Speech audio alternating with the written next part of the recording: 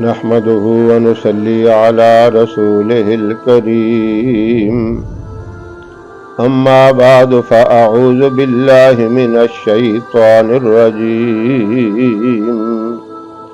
بسم الله الرحمن الرحيم محترم سامعین و ناظرین، تین چیزیں انسان کے لیے بہت ہی پریشان کن، تکلیف دہ اور خطرناک ہیں۔ سب سے پہلی چیز کہ دنیا کے اندر فاقے ہوں، تنگ دستی ہو، یہ بڑی پریشانی والی بات ہے۔ یہ اتنی بڑی پریشانی ہے کہ ایسا آدمی جس پر فاقوں پر فاقے گزرتے ہوں، ہر چیز کی تنگی ہو، وہ تو صحیح معنوں میں عبادت بھی نہیں کر سکتا۔ نماز پڑھے گا تب بھی اسے فکر، ذکر و اذکار کرے گا تب بھی یہی فکر، رات کو سوئے گا تو تب بھی یہی فکر، صبح اٹھے گا تو تب بھی یہی فکر۔ وہ تو بیچارہ ان فکروں میں گھرا ہوگا، وہ تو کوئی کام بھی نہیں کر سکتا۔ فاقہ کشی جس پر ہو، ایک ٹائم کھانے کو ملے ایک ٹائم نہ ملے، کتنی بڑی پریشانی ہے۔ بچے بھی جس کے بھوکے سوئیں، آپ بھی بھوکا سوئے، کتنی شدید پریشانی والی بات ہے۔ اور دوسری چیز، ساری زندگی تو دنیا میں نہیں رہنا، ایک دن جانا ہے، اور سب سے پہلے قبر کی منزل ہے، قبر کا مرحلہ ہے، قبر کی وحشت یہ اتنی خطرناک ہے۔ عثمان غنی رضی اللہ تعالیٰ عنہ جہنم کے عذاب سے سن کر، اس کے تذکرے سن کر، جہنم کا ذکر سن کے اتنا نہیں گھبراتے تھے، اتنا نہیں رویا کرتے تھے جتنا قبر کے عذاب اور قبر کی وحشت کا سن کے روتے تھے۔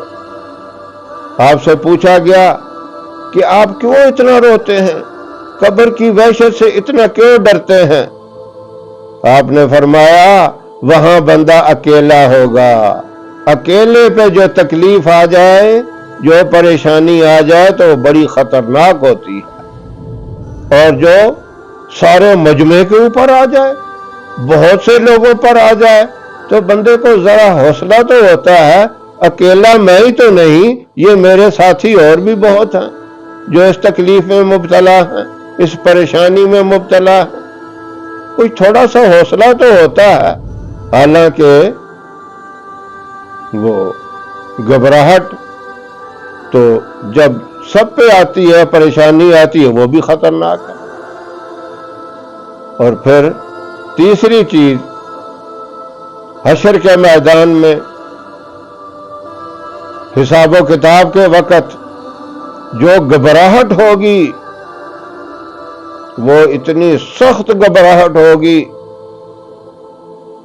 اور تپش کی وجہ سے ایک پاؤں اوپر اٹھے گا، ایک نیچے آئے گا، زمین تانبے کی بن جائے گی، سورج نزدیک ہو جائے گا، اللہ کے عرش کے سائے کے علاوہ اور کوئی سایہ نہیں ہوگا، اور وہاں کی گھبراہٹ سب سے زیادہ خطرناک ہے۔ یہ تین چیزیں انتہائی خطرناک ہیں، دنیا کی تنگ دستی، فاقہ کشی، قبر کی وحشت اور آخرت کی گھبراہٹ۔ اب ان تینوں چیزوں سے بچنے کے لیے ظاہر ہے توبہ تو کرنی ہے، اللہ سے معافی تو مانگنی ہے، استغفار تو کرنا ہے، اور تیاری بھی کرنی ہے۔ یہ دنیا امتحان کی جگہ ہے، آزمائش کی جگہ ہے، عیش و عشرت کی جگہ نہیں ہے۔ یہ خوشیاں منانے کے لیے نہیں اللہ نے یہاں بھیجا، ہمیں تیاری کے لیے بھیجا ہے، انہی چیزوں کی تیاری کرنی ہے۔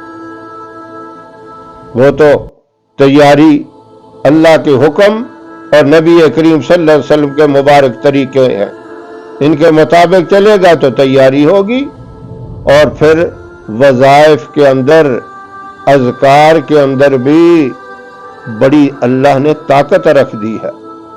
وظائف کی برکت سے اللہ دعاؤں کو قبول کرتا ہے، اللہ دعاؤں کو سنتا ہے۔ سنتا تو اللہ ہر ایک کی دعا کو ہے، لیکن بعض ایسے ہیں جس طرح جہنم میں بھی پکاریں گے، چیخیں گے، چلائیں گے، 1000 سال تک چیختے رہیں گے، آخر پھر ان کو ایک فرشتہ زوردار گرجدار آواز سے کہے گا چپ کرو، تمہاری سزا یہی ہے۔ سنتا تو ہے اللہ وہاں، لیکن اذکار اور وظائف کے بعد اللہ نرمی سے، بڑی محبت سے بات سنتا ہے۔ وظائف کا یہ فائدہ ہے۔ کچھ لوگ تو کہتے ہیں وظائف ایسے ہی بتا دیتے ہیں، ان کا کوئی فائدہ نہیں۔ بہت بڑی طاقت اللہ نے رکھی ہے وظائف کے اندر۔ اگر آپ دنیا کی فاقہ کشی اور تنگ دستی، قبر کی وحشت اور آخرت کی گھبراہٹ سے بچنا چاہتے ہیں، صبح و شام 2 کام کریں۔ 100 دفعہ پڑھیں لا الہ الا اللہ الملک الحق المبین۔ یہ 100 دفعہ صبح پڑھیں، فجر کی نماز کے بعد۔ فجر سے لے کر اشراق تک وقت ہے، اشراق کی نماز سے پہلے اس کو 100 دفعہ پڑھ لیں۔ اول آخر 3 مرتبہ درود ابراہیم بھی پڑھیں، اور اسی طرح رات کو آپ مغرب کے بعد یا عشاء کے بعد 100 دفعہ پڑھیں۔ اول آخر 3 دفعہ درود ابراہیم پڑھ کے آپ نے پڑھنا لا الہ الا اللہ الملک الحق المبین۔ انشاءاللہ اس کی برکت سے اللہ دنیا کی فاقہ کشی اور تنگی سے بھی محفوظ فرمائے گا، قبر کی وحشت سے بھی اللہ حفاظت فرمائے گا، اور قبر کو جنت کا ایک باغ بنا دے گا۔ تا حد نگاہ اللہ قبر کو کشادہ کر دے گا، اور آخرت کی گھبراہٹ سے بھی اللہ حفاظت فرمائے گا۔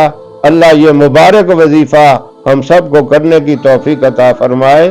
وآخر دعوانا ان الحمدللہ رب العالمین۔